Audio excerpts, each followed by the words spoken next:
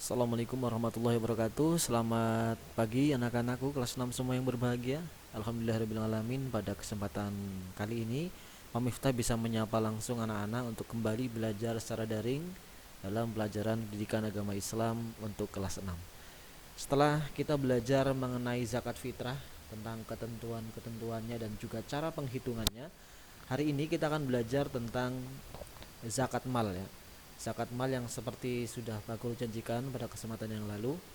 Nah, untuk zakat mal ini yang paling pertama kita pelajari adalah tentang pengertian zakat mal. Zakat mal ini adalah mengeluarkan sebagian kecil dari harta yang dimiliki oleh seorang muslim yang telah mencapai satu nisab, dan ini diberikan kepada yang berhak menerimanya, yaitu 8 asnaf yang sudah kita pelajari kemarin. Selanjutnya untuk hukum melaksanakan zakat mal adalah fardu ya, artinya wajib bagi siapa saja yang di situ ketentuan hartanya sudah mencapai satu nisab maksudnya, dan juga sudah haul. Nah, sekarang kita pahami apakah itu yang dinamakan dengan nisab dan juga haul. Nisab artinya adalah harta telah mencapai jumlah tertentu. Sedangkan haul artinya adalah harta yang dimiliki telah 1 tahun lamanya ya. Kalau misalnya dua ketentuan ini sudah memenuhi syarat, maka sudah wajib untuk melaksanakan atau mengeluarkan zakat mal. Nah, kamu harus tahu anak-anak semua tentang syarat kekayaan yang wajib dizakati itu apa aja sih. Yang pertama tentunya adalah harta yang dizakatkan adalah milik sendiri. Kemudian harta tersebut dapat berkembang. Dan yang ketiga, cukup nisab atau hartanya telah memenuhi jumlah tertentu.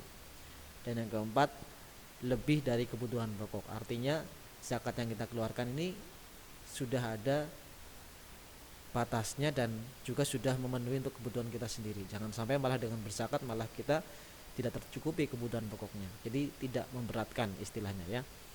Kemudian harta yang wajib dizakati itu ada beberapa hal. Yang pertama emas, perak dan uang, kemudian juga perdagangan dan perusahaan, kemudian hasil pertanian, perkebunan maupun perikanan juga terkena kewajiban zakat. Yang keempat hasil pertambangan, yang kelima hasil peternakan, yang keenam hasil pendapatan dan juga jasa, dan yang ketujuh rikas atau harta karun juga wajib untuk dizakati. Nah, sekarang syarat wajib zakat mal itu apa saja? Yang pertama harus beragama Islam. Yang kedua merdeka alias bukan budak ya. Dan yang ketiga telah mencapai nisab, dan yang keempat telah 1 tahun dimiliki atau telah 1 haul. Nah, sekarang banyaknya zakat yang perlu kita ketahui ya. Yang pertama adalah emas. Di sini zakat emas nisabnya adalah 96 gram. Sementara zakat yang harus dikeluarkan dari 96 gram itu adalah hanya 2,5%. Sedangkan perak nisabnya adalah 672 gram dan yang dikeluarkan sebesar 2,5%. Dan zakat perdagangan pun sama, nisabnya jika dikalkulasikan dengan emas maka nilainya adalah 96 gram harta perdagangan tersebut. Dan zakat yang dikeluarkan jumlahnya juga 2,5%.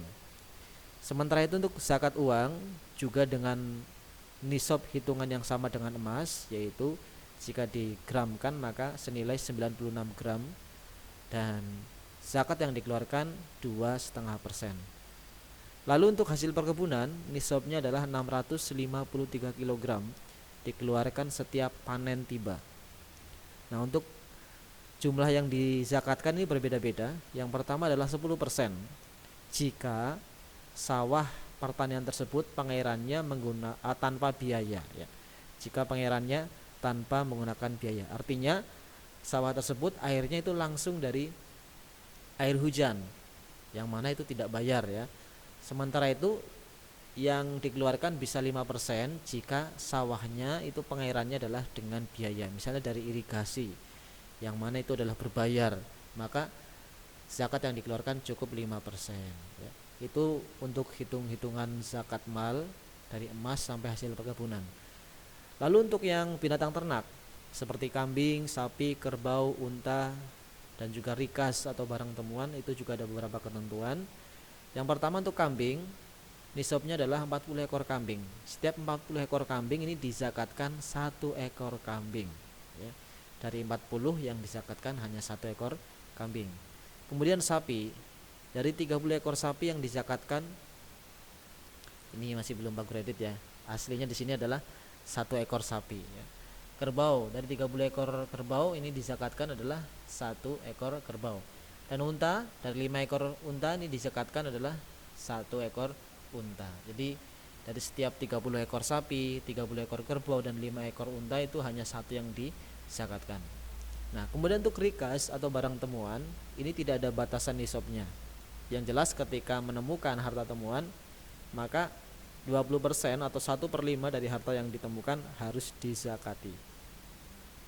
Nah, sekarang pertanyaannya, kapankah waktu membayar zakat mal? Membayar zakat mal dapat dilakukan sewaktu-waktu, asalkan sudah mencapai nisab dan haul. Artinya sudah mencapai batas tertentu dari sesuai dengan peraturan yang tadi Pak Guru sebutkan, dan juga hartanya sudah kita miliki selama 1 tahun atau selama 1 haul. Baik anak-anakku semua, sekian penjelasan tentang zakat mal. Apabila ada pertanyaan bisa dituliskan di kolom komentar atau bisa ditanyakan juga di forum grup yang kita miliki. Dan silahkan anak-anak simak video di YouTube atau dari sumber manapun yang bisa menambah pemahaman kamu tentang zakat mal. Sekian ya dari Pak Guru. Assalamualaikum warahmatullahi wabarakatuh.